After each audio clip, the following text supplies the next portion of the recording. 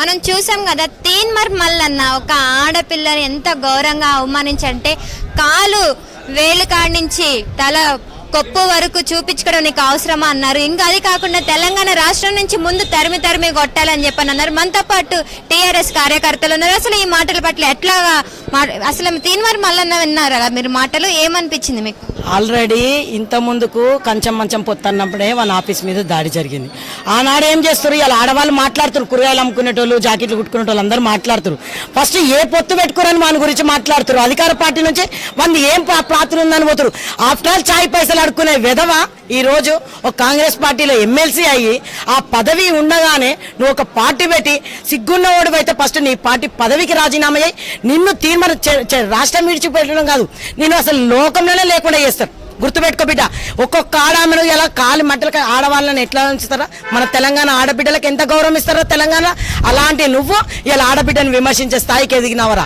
ఆమెను అనడానికి నీ ఇంట్లో నీ అక్క చెల్లెో నీ పెళ్ళమో లేరారా? నువ్వు ఇంతమంది నీ పార్టీలో ఇంతమంది ఆడలను పెట్టుకొని తిడుతున్నావు. వాళ్ళే చాలరా నిన్ను తరిమికొట్టనికి, నిన్ను పాత్ర పెడతారు ఆడ వేసి. ఇంకొకసారి కవితక్కని ఏ రకంగా మాట్లాడుతున్నావు? ఒక్కసారి జరిపోయింది ఇప్పటి వరకు.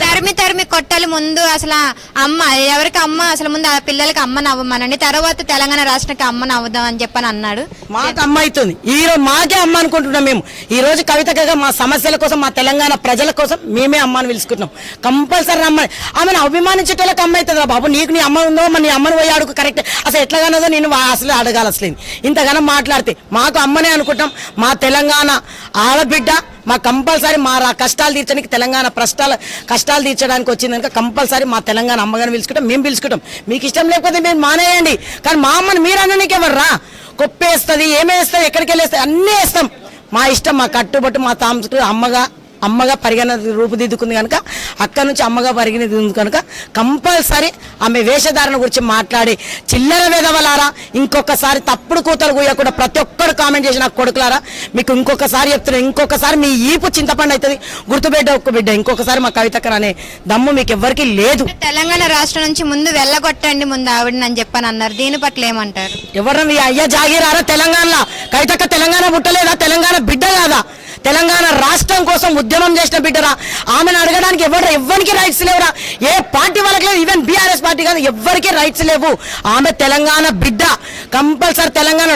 నీలాంటి చిల్లర మల్లర మాట్లాడేటోనికే తెలంగాణలో ఉండే అర్హత లేదు. కంపల్సరీ నిన్ను ఉండడం తరిమికొట్టడం కాదు, అసలు లేకుండా అయిపోతే భగవంతుడు కర్మ అనేది ఉంటే మాత్రం ఒక ఆడబిడ్డ నేను కంపల్సరీ కర్మ అనుభవిస్తావు. తప్పకుండా కూడా నువ్వు మట్టి కొట్టుకొని పోతావు.